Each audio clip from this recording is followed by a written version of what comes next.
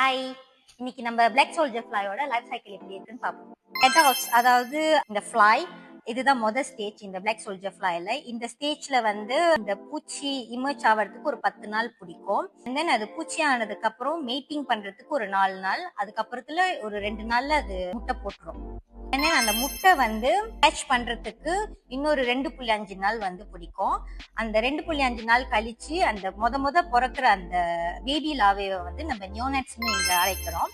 So இந்த நியோனட்ஸ்க்கு வந்து 24 மணி நேரத்துக்குள்ளார சாப்பாடு கொடுத்துடணும். அப்படி கொடுக்கலன்னா 6 மணி நேரத்துலயே அது வீக்கா போய் அதுக்கப்புறம் அது இறந்து போயிடும். ஸோ 24 மணி நேரம்ன்றது இந்த மேக்ஸிமம் டைம், அதுக்குள்ளாரே நம்ம சாப்பாடு கொடுத்துடணும். ஸோ அந்த முதல்ல வந்து நம்ம கொஞ்சமான சாப்பாடு தான் இன்ட்ரடியூஸ் பண்ணுவோம். அந்த கொஞ்சமான சாப்பாடு சாப்பிட்டு விதின் 3 to 5 டேஸ்ல இந்த நியோனட்ஸ் வந்து 300 to 400 டைம்ஸ் வந்து பெருசா வளர்ந்துடும். நீங்க பாக்குற மாதிரி இதை நம்ம சீட் லாவேன்னு கூப்பிடுவோம். ஸோ இந்த சீட் லாவேக்கு நம்ம இன்னும் அதிகமா சாப்பாடு கொடுத்து இன்னும் ஒரு 10 நாள் வளர்ப்போம். ஸோ இந்த 10 நாள்ல இந்த சீட் லாவே வந்து லாவே ஸ்டேஜ் ஆயிரும். இந்த ஸ்டேஜ்ல வந்து இந்த லாவேவை வந்து நம்ம ஸ்ப்ளிட் பண்ணி புரோட்டீனுக்கு பாய்ச்சுக்குவோம். இது லாவே எக்ஸுவி. இந்த லாவே எக்ஸுவி வந்து நியோனட் ஸ்டேஜ்ல இருந்து லாவே ஸ்டேஜ் வரைக்கும் வந்து ப்ரொடியூஸ் பண்ணும். பெரும்பாலும் இதை வந்து அதோட பை ப்ராடக்ட்ல இருந்து நம்ம ஸ்ப்ளிட் பண்ணி காட்ட முடியாது.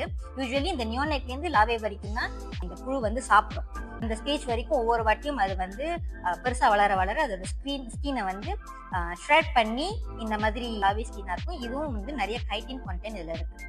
பிளாக் சோல்ஜர் ஃப்ளை லாவே வந்து அந்த 10 நாளுக்கு அப்புறத்துல நம்ம இந்த லாவேவையும் அதோட பை ப்ராடக்டையும் செப்பரேட் பண்ணுவோம். ஸோ இந்த செப்பரேட் பண்ண பை ப்ராடக்ட்டை நம்ம ஃபர்தர்வா ப்ராசஸ் பண்ணி நம்மளோட உரம், அதாவது வித்தியா வைத்தலி செய்யறதுக்கு பயன்படுத்தும். இந்த லாவே வந்து புரோட்டீன் மேக்கிங்க்கு பாய்ச்சுக்கும். ஸோ இந்த லாவேக்கு அடுத்த ஸ்டேஜ் என்னன்னு பாத்தீங்கன்னா ப்ரீ பியூபி ஸ்டேஜ்.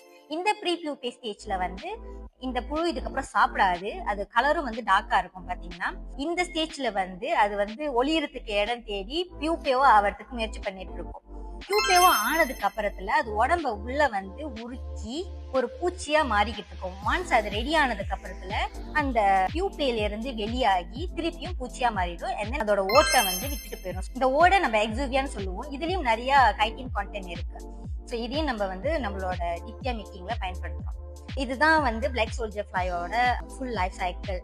உங்களுக்கு பிடிச்சிருக்குன்னு நம்புறேன். தேங்க்யூ.